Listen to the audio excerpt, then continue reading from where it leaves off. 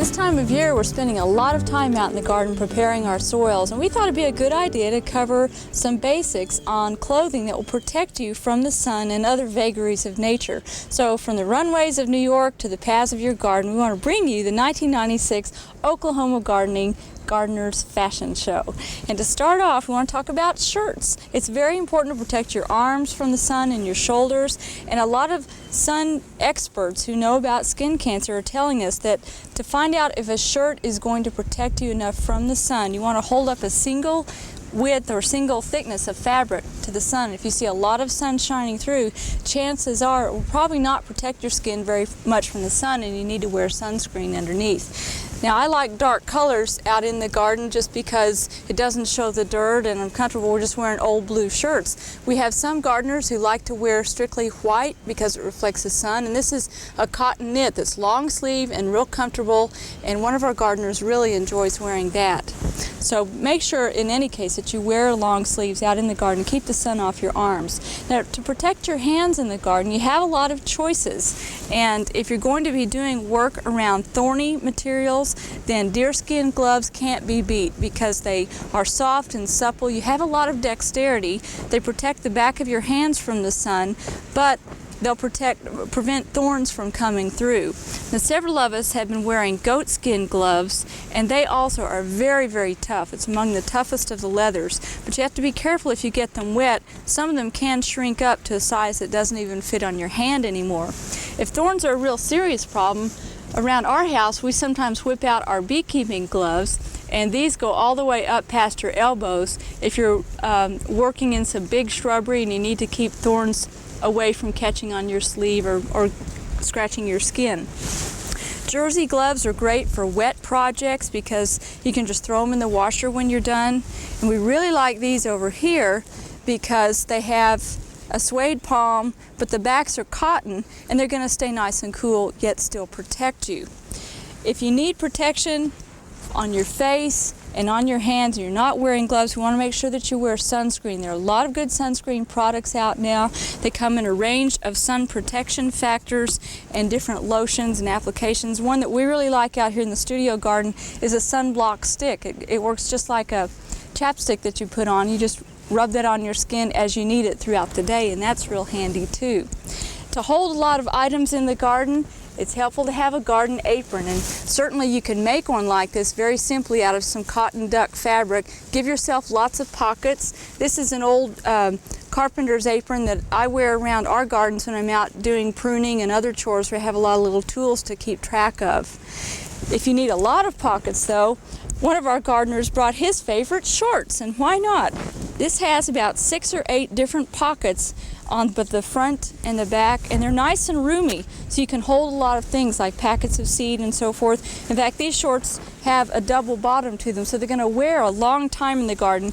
You'll have those for years and years, so they're probably a really good investment. If you're going to protect your feet on a dewy morning, one of our gardeners brought along her shoes that she slips on just to go out and pick beans or strawberries when it's wet and she wants to keep her feet dry. I like to wear tall rubber gardening boots when it's wet out because that keeps my pants legs dry, and these are advisable to wear also if you are doing any pesticide spraying. Keep in mind though that with spraying pesticides you want to put your pants leg down over the top so the spray doesn't leach down in around your feet.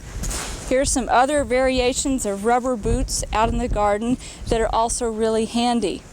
And then we have hats in the garden of various types. This is a nice straw hat that has a sort of a floral motif. This is a pith helmet, which is great because it doesn't blow as badly in the wind. The wind can blow through it, and it's great in really hot conditions. Olin Thomas likes to wear a lot of straw hats. He's one of our Oklahoma gardening ambassadors, and he has outfitted all of his with a little grommet. He bought a little grommet kit, and each one of these has a variation of a leather handle with a little toggle on it, a leather tie with a little toggle, so that they'll stay on in the Oklahoma wind, because a lot of you know that in our windy conditions, straw hats don't always stay put. Now, to protect your eyes in the garden, you only have 2 of them. We can't replace them if they're lost, so you really want to protect them. If you're doing any weed eating, any chipping or shredding or anything like that, make sure that you wear some eye protection. It only takes a second to put them on, and it's well worthwhile. We like these larger ones, this large visor, if you're spraying pesticides, because very often if you are spraying and you're having to look up at the trees, the spray can get back on you, and so this protects your entire face. It gives you a lot of visibility and good air movement. This is a pair of safety goggles that have UV grade sunglasses in them, which is great if you're out in the garden and also want to protect your eyes at the same time. Well, our ambassadors were good enough to come out on a blustery day like this and show us some of the favorite clothes that they have in the garden. We want to show you those right now. When Lynn Hughes works in the garden, she likes to wear a plastic visor. She said that keeps the sun out of her eyes, and it's handy to push up out of the way if she needs to stop her work. She also wears rubber overshoes and finds it easy to slip them on and off her regular shoes using baby powder. Last of all, she has a neat little basket that she wove out of grocery sacks, carries that along while she cultivates, and it gives her something to put weeds into as she moves on through the garden. Next, Olin Thomas is over among his favorites, the ornamental grasses, and in working among grasses, you can sometimes get little awns and thorns and so forth in your hands, and so Olin likes to wear deerskin gloves, and of course he has that all-important straw hat on. Ann Berry likes to keep the backs of her hands protected from the sun when working in the garden, and she's wearing a pair of gloves that Steve Dobbs brought back to us from Australia. Now, the fabric these gloves are made of is ultraviolet ray resistant, and the palms of them have vinyl to protect your hands in the garden, so you have both benefits there.